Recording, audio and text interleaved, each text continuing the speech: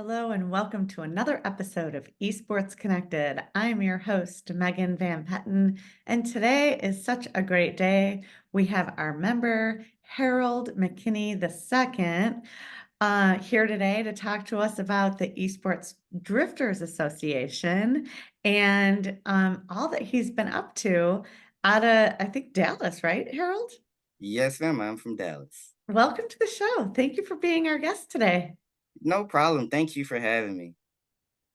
Well, your audio sounds great. You've got some fancy stuff, and those of you that are not watching, and some great and some great gear on today. So tell us a little bit about what you're up to. So lately, what I've been up to, we're currently ESDA, or Esports Drift Association. We're currently in the off season, but recently we had a trip to Dreamhack Atlanta, and we had a chance to showcase what drifting was and virtual drifting is to a bigger side of the esports realm. It went really well. People liked it. Some people didn't even know this even existed, and it blew their eyes, and they loved it. Um, but currently we're currently still in off season. We're still planning for upcoming events that are currently in the talks, and upcoming plans are still in the talks. So I'm just I'm just an always busy guy. Yeah, I remember you attended our Dallas meetup at Kevin Vella's law firm. Do you remember Dr. Mark was there sitting on that panel, and he said one of the hardest things in business is having to educate over and over and over. But that's really what you're doing. I'm sure your ears really perked up when you heard him say that. Do you remember? Yes, yes, I did. And I actually enjoyed that event. It was a phenomenal event. Got to meet and connect with a lot of other esports and also business marketing people as well. So I cannot wait for the next one to happen here in Dallas. So it's really a great thing that you put on, Megan, to get everybody in the city connected with each other. It's a wonderful opportunity. I think that as much as people don't realize how much we really do want to be together, if anybody can can argue with gamers really more than anybody, just love community and are such a stand for it. And it was so opposite than when people thought, oh, so and so's in their basement playing or by themselves. And really, they were the most popular person in the household. So it's been a wonderful opportunity to see this industry, how local to global it really is. Yeah. So tell us, let's just go back. Like, how did you get started? How did you fall in love with racing and drifting? And for those of us that don't know, do you want to share about what the drift is? Yeah, so I guess I could give a little backstory about what drifting is, then go, I guess, then I follow along, but I guess a little bit on my history. Sure. So the Esports Drifting Association, we're currently the largest North American virtual drift series currently in the country, and one of the largest in the world. So if you watch, like, I guess, real life drifting, we can just put, for instance, like Drift Masters or Formula Drift. We do the exact same thing, just like the IRL drifters do, but in a virtual world. So we have like qualifying. Then from qualifying, we have our top 32 battles, and we narrow the battles from 32 to 16 to 8, and so on to get to the finals, and then we crown a winner. So, but more what drifting is, I guess for an easy standpoint, if people have seen Fast and the Furious Tokyo Drift, that's kind of a general idea, but just completely off the streets. So we have actual, just on actual real life courses, you could say, or virtual courses. So you picture, for qualifying, you picture one car going sideways, hidden. You have to hit certain amount of, you can say, spots on the course to maximize your points, and that is how you would get ranked for qualifying. For battles, you have, we call it tandem battles. So you have a lead and you have a follow. The lead driver's job is to put down that same qualifying run as best as possible. And the chase driver is to mimic that while staying close to the lead driver throughout the entire course. So they both drivers get 2 runs, lead and chase. And after both runs, the judges will make their call, and from there, a winner will be determined. Um, so to go along about more outside of my history of how I got started, um, at first I honestly was not into race. I was in the racing because it kind of grew along with my dad, because my dad was in the drag racing. But more for me, I was more into gaming. I first got started into more of anime fighters or fighting games. Um, and I actually had a talk with actually one of our members, Ryan Champ. Because he's really known in the fighting community. But I got started in fighting games. I was somewhat successful in that. I've managed to hit top rank in one of the anime fighters called Naruto: The Broken Bond. This is an old fighting game. This is back when I was 16. So so I decided to, I want to tackle something new. So I got into racing games, which was Forza Motorsport. I was playing racing games way before that. I was playing Need for Speed, Gran Turismo, but I saw Forza Motorsport as that game where it really stood out. So I got into that in 2009, 2008-ish, 2009. Um, I took a year, got more, got to know the community good. Then a year after that, I'd say, you know what? I want to become a tournament organizer. So I started organizing my own competitions.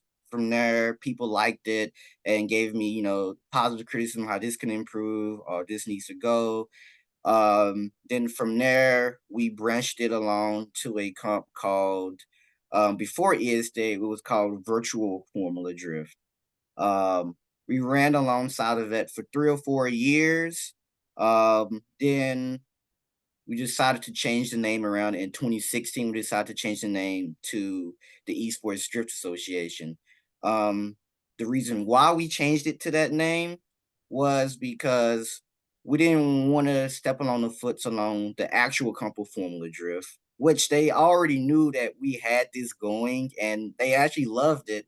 But we told them we don't want to go into any legal issues or anything, like, even though it wasn't going to go that way, we just want to respect their name. So we Sure. went to the Esports Drift Association, and things was going really great. Then I think Forza Motorsport 6, it happened. Early 2017, we got a message from the actual community department from Forza, and they seen one of our events on the live stream and said, "Hey, we got an event in March or April, an invitational coming with the Forza Racing Championship."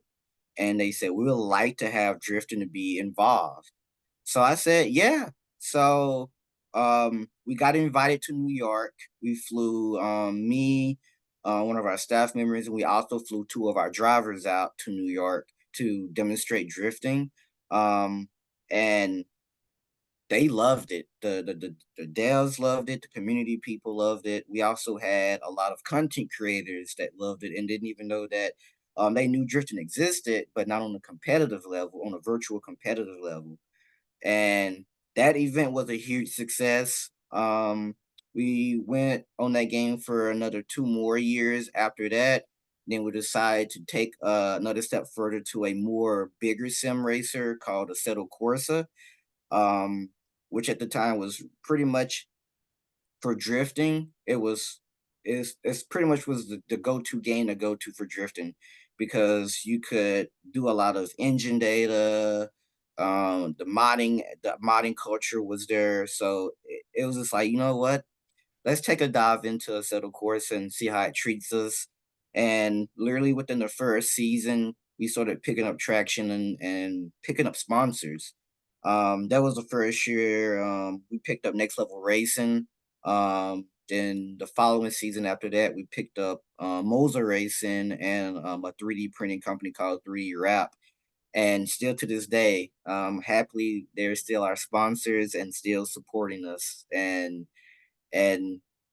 this year, we've taken a new approach to our format and making a lot of stuff more open to everybody. So we've partnered up with many leagues around the world, for opportunity for drivers around the world to earn points to earn into this 2024 season of ESDA. It's a real skill. I have always enjoyed racing myself. Obviously virtually sim racing, and never ever behind an engine. So, but I mean, I am just very not good at it. And it's just hilarious because I just don't have it, whatever it takes. And I was just, there was a brain study that I was just informed about that as the, as you're watching the brain while a racer's racing, it's the same, cognitive neurons that are going off as competing in a sport, and not the same receptors for addiction. Literally the opposite, like healthy competition Yeah, neuron going off.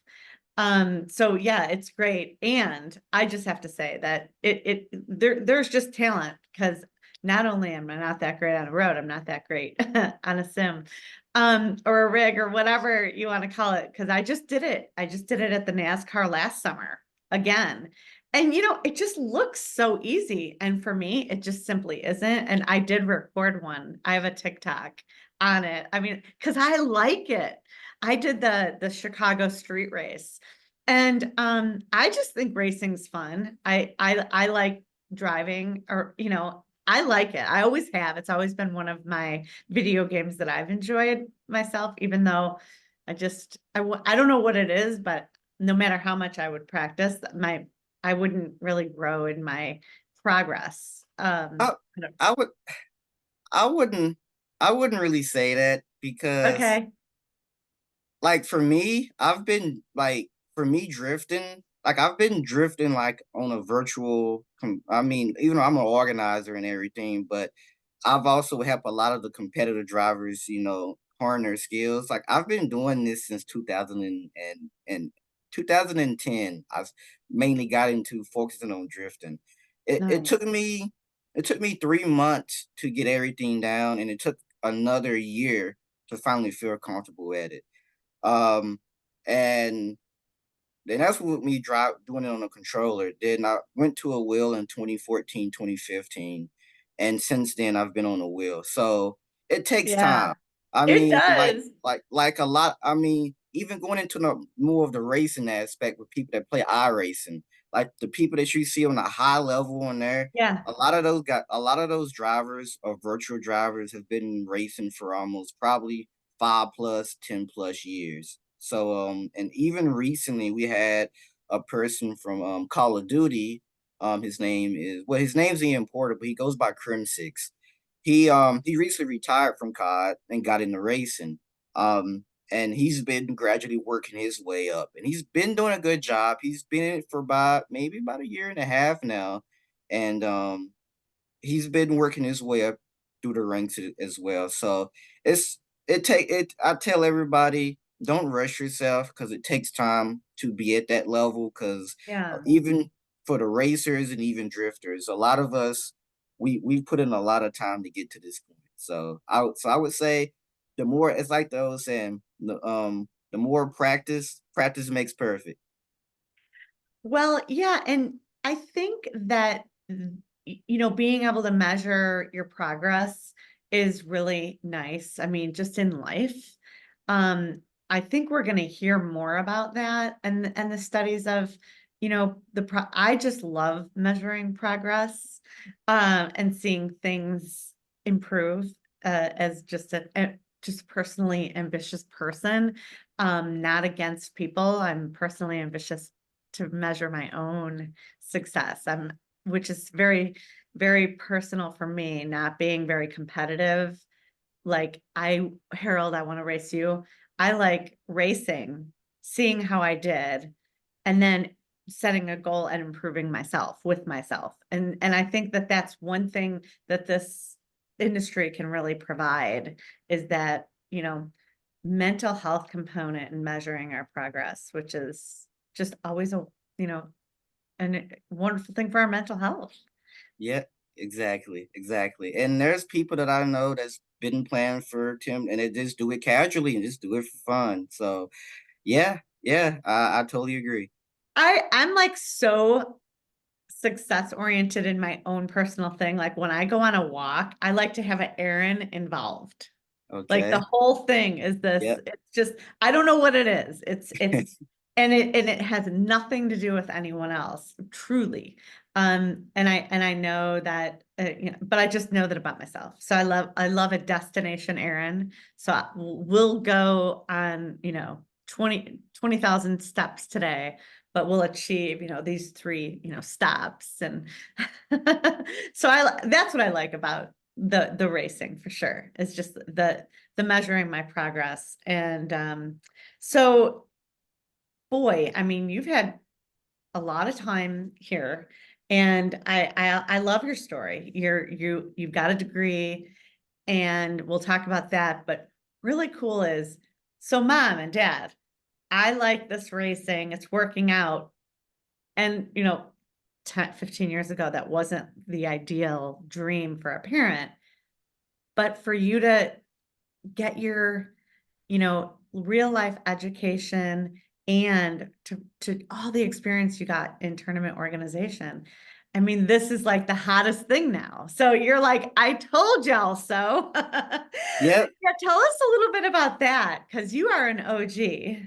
So pretty much because yeah, I've been gaming even way before I started playing online with the anime games. I've been gaming since I was 5, 6 years old. And more when I started to get online and start playing games and all of that. I mean, my parents didn't really think much about it until I got flown out to New York for the Forza Invitational, and my mom seen the potential, all of this, all of it, like not even just for racing and just in general for esports in general had because she started seeing it pop up on TV and on Yeah. ESPN and all just everywhere on the internet and TV. Um, but how I got into ESTA, I told her about it. My mom had to sit down with me and we talked about it. And she's told me, I would like to support you with this. And she said, like, look, let's go half on this. You pay half, I pay half for the membership. I said, are you sure you want to, want to do this? I mean, I told her I have the money.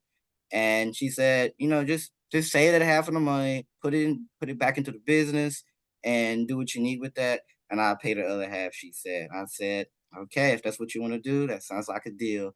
And we bought the membership, and that's pretty much how I got into ESTA. And honestly, ever since then, my mom has seen it. She's really have been happy with the progress that I've been making with the whole membership and everything. She's been loving it. Well, I mean, we as a trade association are so lucky to have you. It was definitely serendipitous that our conference this year for the very first time, and I can't remember if it's our sixth or seventh annual conference. I think it's seven, um, here alongside NASCAR. So it's really cool to just be alongside an event like that. And when I saw Chicago closing their streets down to have a race with the backdrop of this beautiful city, um, I never imagined last year that we would be able to be doing our conference alongside this and having 100 of our members be able to have a VIP experience. It's it's mind-blowingly exciting. I can't even tell you. Yeah. Like I said, I seen the pictures on your social media and everything, and I do keep up with NASCAR here and there as well. I was really big into it when I was a kid. Like I actually had people they say, "Wait, do you know all the old NASCAR drivers?" I said, "Yeah, I grew up off the old like all the old NASCAR drivers." But for the Chicago event, because it was the first time thing done in Chicago. I do know it was a sold out event. It was a sold out event, and it was I heard it was a great race too. But yeah, to hearing that they're gonna go back there again is phenomenal. It's so exciting. We're gonna have eNASCAR sims at our event, so we could really, again, here we are, like exactly what Dr. Mark said was the hardest thing to do is to is to start a business or an association or a club and have such a heavy education component. But I find myself in these opportunities, and we're just so honored to be able to showcase esports and the economic impact that it can be for your town, your city, your brand, your neighborhood, your business. Yeah, it's super, super cool. So Harold, here you are, your business is how old? The ESDA. So I started in 2011, all I think 2010, 2011, Mhm. all the way up to 2020. Until that point, I did not turn it into an LLC till then. And everybody said, "You've been doing this for 10 years. Right. How about you just go ahead and just make this into a business?" Yes. So in 2020, I decided to make it into an LLC, into an Great. actual business. So pretty much we've been going as an actual business 4 years. Congratulations. And I think there's just something about that day when you incorporate your company.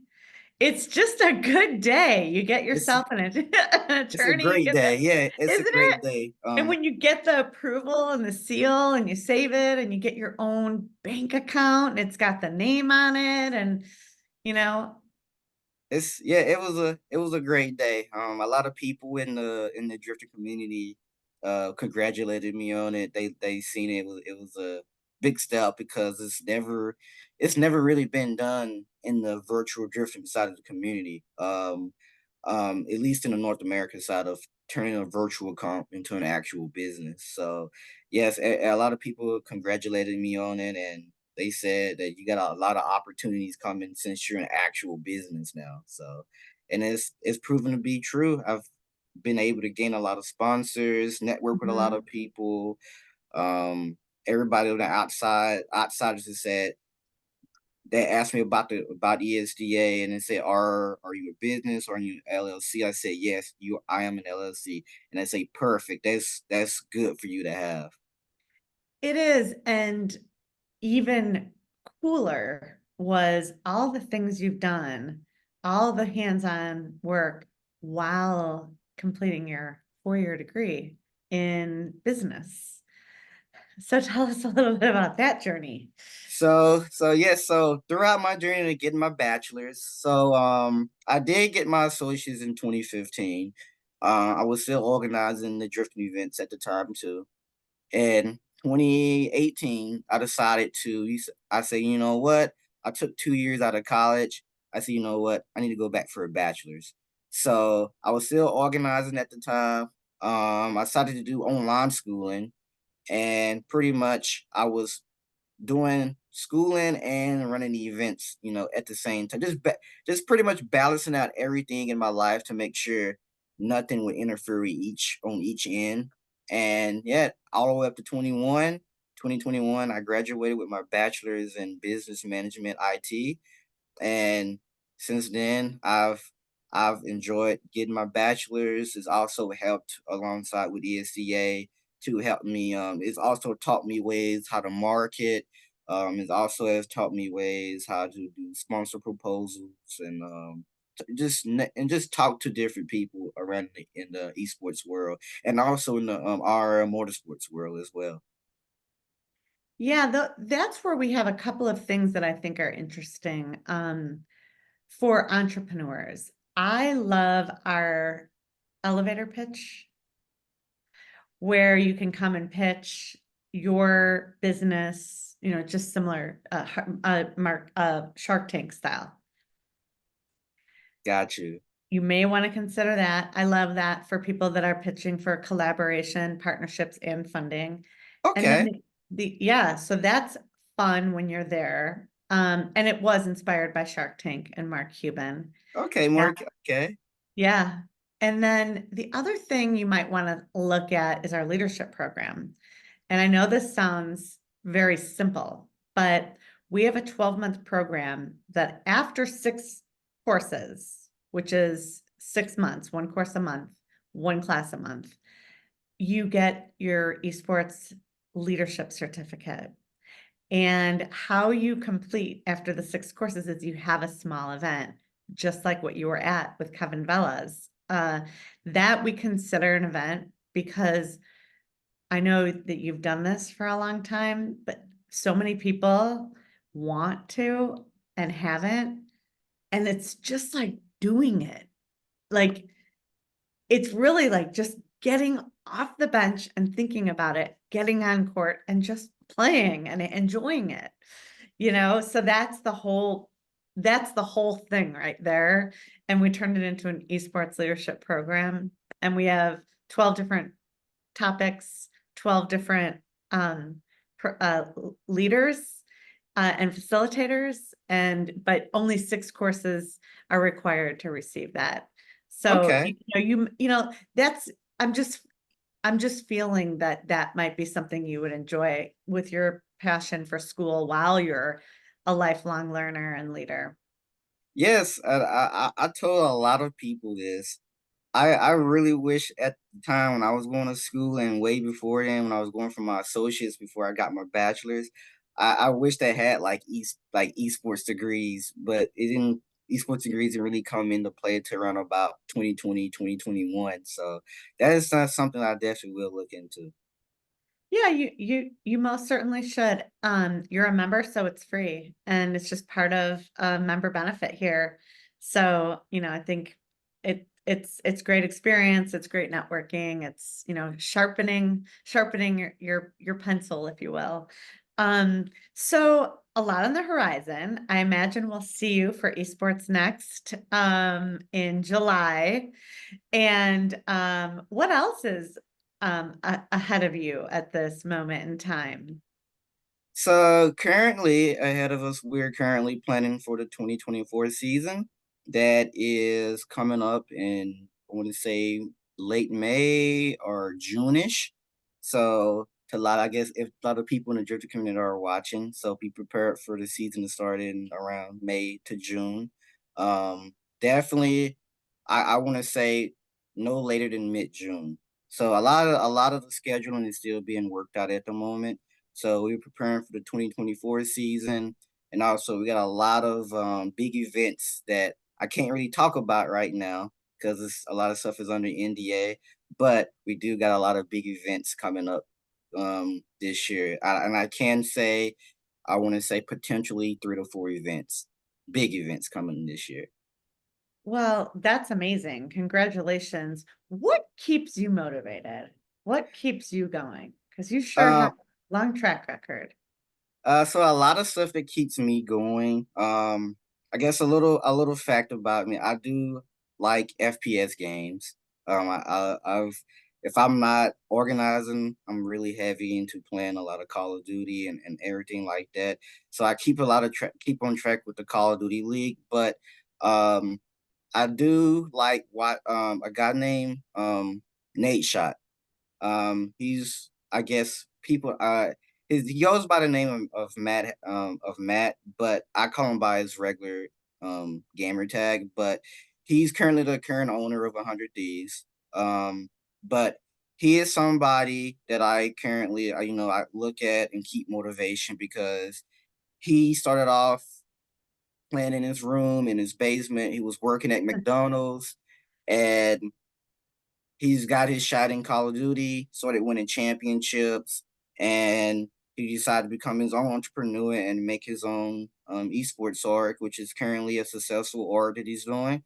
So I watch a lot of Nate Shot's content and just his motivation and everything, and I kind of transfer that and twist it along into a more of the into the esports virtual sim world, and that's what keeps me really motivated alongside with my staff. My staff keeps me motivated, um, and alongside the people, just family and friends that also that keeps in contact and tell me, don't never give up. Whoever the haters are, forget the haters. Keep the positive people in your mind, and, That's and right. keep it moving. Well, that's boy, words of wisdom. Thank you. And I was so happy to meet you personally, like so soon, right after you joined. I try to get around to cities fairly for our different connections. I'm really grateful that you're part of the Dallas leadership, and the Dallas chapter. And really looking forward to seeing you again in July for the race and bringing the race and our conference and bringing your team along and learning about everything that you're doing. Any parting wisdom besides keep the vibe high? Yes, I would like to give shout out, of course, to my sponsors, Next Level, MOZA Racing, and 3D Rap. I'd like to thank you for keeping that support for ESDA and helping us throughout every season. You guys has been nothing but amazing. I'd like to thank my family and friends. Thank you for keeping me on track, keeping me in the positive track, and just keeping me on point. And most important, my mom. Yeah, Um, Also, mainly secondly to my staff. Um, ESDA would not be where it was at if it wasn't for my current staff from Keenan Kusin. He's my lead commentator. Joe Piro, he's also the commentator and also the live streamer.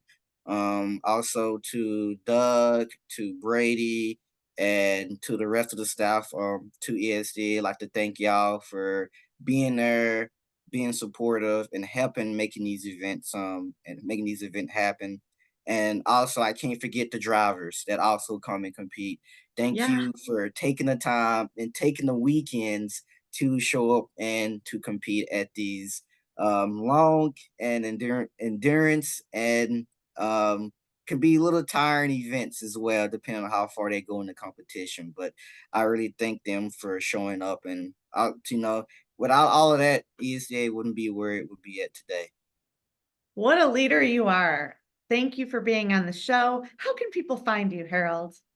So everybody can find me on the link tree at linktree/, Esports Drift Association, or you can find us on our YouTube channel, youtube.com/, Esports Drift Association or Esports Drift. Also, and our main, I guess the main go to is our Instagram would be instagram.com/, Esports Drift Association. Well, thank you. It's been a great show. We look forward to more to come. And thank you for just being such a great member of the Esports Trade Association. No, thank you. It's like I said, it's been nothing but great since I've joined, and I'm looking forward to do more events with you, Megan, with John, and everybody else as that is a part of the ESTA. Right on. Thank you. That's another episode today of Esports Connected. Thank you, Harold McKinney, Thank you. and our and everything that you're doing for this drift community that is so exciting for Esports Trade Association and more. So look forward to seeing you in July 7th through Yep. 9th in Chicago. Thank you, everyone.